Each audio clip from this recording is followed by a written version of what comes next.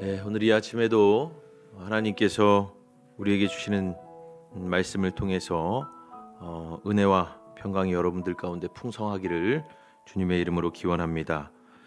많은 사람들이 성경을 읽으면서 그 속에서 어떤 아름답거나 또 은혜로운 말씀을 찾지만 사실 성경에는 그렇게 아름다운 이야기만 있는 것은 아닙니다.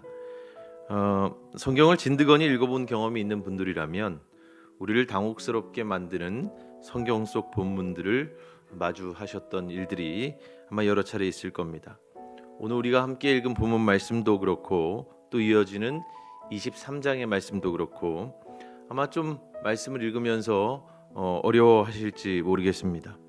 그러면 이 말씀들을 우리가 어떻게 묵상을 좀 해야 할까? 사실 저도 잘 모르겠습니다. 그래서 말씀을 준비하면서도 늘 마음이 심란해요.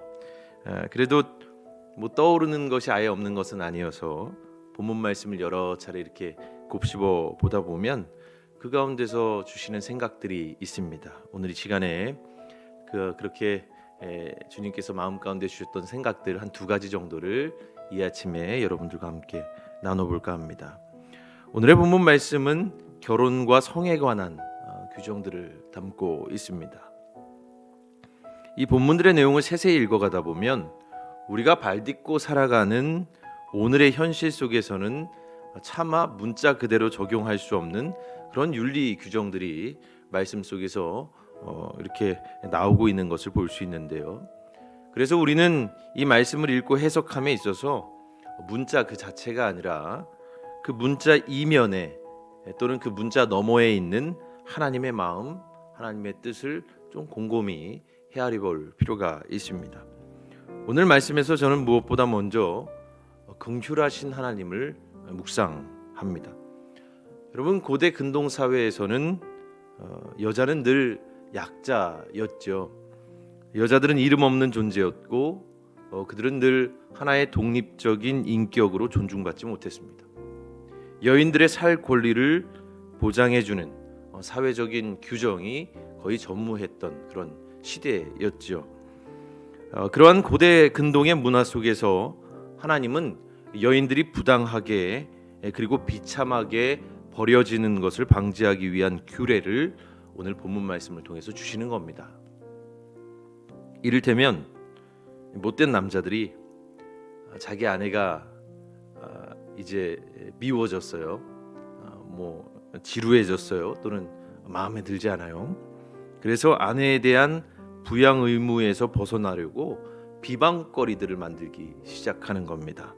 예컨대 아내가 알고 보니 처녀가 아니라는 누명을 씌우기도 하고 그렇게 해서 이혼할 사유, 근거들을 임의적으로 만들어내죠. 그런데 하나님께서는 아내가 그저 억울하게 당하고만 있지 않도록 자신의 무죄함을 입증할 수 있는 그런 규정들을 주시는 거예요. 그래서 여인이 그 남편의 중상모략에 의해서 버려지지 아니하도록 여인의 살 권리를 보장해 주는 겁니다. 바로 그러한 내용들이 오늘 주시는 말씀 가운데 드러나고 있는데, 이처럼 주님은 항상 여인 또는 어린아이, 더 나아가서 과부와 이방인, 나그네와 같은 이름 없는 존재들, 사회적 약자들에 대한 관심이 참 크십니다. 그것이 긍휼하신 하나님의 마음이죠. 오늘 이 본문 말씀을 통해서 드러나는 것은 여인들의 살 권리를 보장해주고 싶으신 하나님의 마음이 드러나고 있습니다. 그리고 두 번째로 오늘 본문 말씀이 제게 주는 또 하나의 묵상은 바로 가정의 존엄성에 관한 것입니다. 하나님께서 창조의 때에 사람이 독처하는 것을 보시고 마음이 참 좋지 않으셨어요.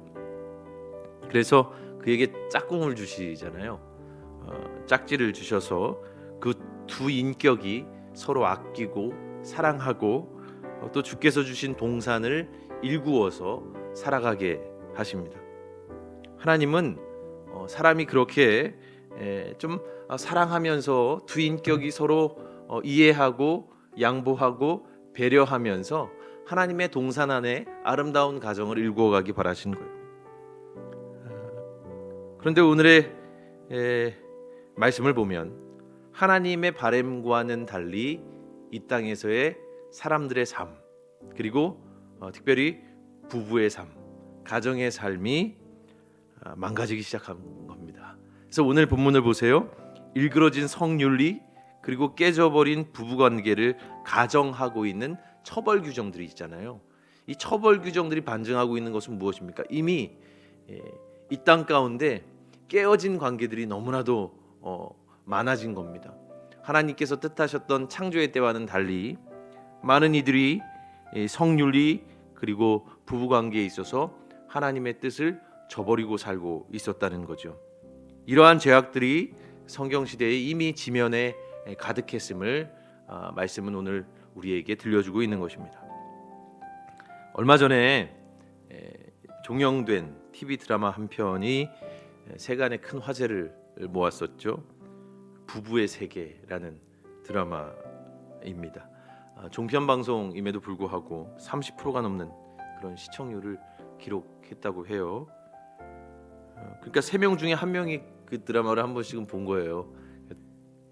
모르긴 몰라도 아마 여기 계신 분들 가운데서도 한 3분 중에 1분은 그 드라마를 보지 않으셨을까 생각이 드는데, 그 드라마에서 온 국민의 공분을 샀던 그런 대사가 한마디 있습니다.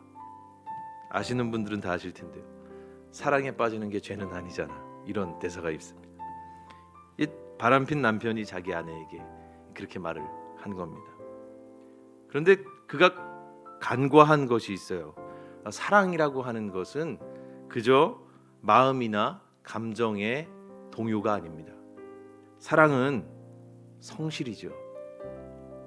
사랑은 한 인격과 다른 한 인격이 만나서 이루어가는 신실한 관계입니다. 그리고 사랑은 무엇보다 책임이죠.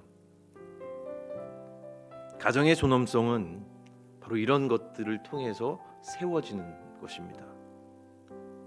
성실, 신실함, 그리고 책임감, 상호간에 그것들이 바탕할 때에만 비로소 진정한 사랑이 바로 그 관계 안에 싹튼다, 이 말씀입니다. 저럼 하나님께서는 오늘 이 새벽에 주시는 말씀을 통해서 당신의 긍휼하신 마음을 드러내기도 하시고, 또 우리 가정의 존엄성을 다시 한번 생각하게 하십니다. 세상의 약한 자들을 돌보시는 하나님의 긍휼이 여러분들의 가정에도 있다 있는 줄로 믿고, 여러분 주님께서 주신 그 가정, 여러분들의 가정 성실하게, 신실하게, 또 책임 있게 주님 주신 사랑으로 세워가는 우리 모두가 되기를 주님의 이름으로 축원합니다.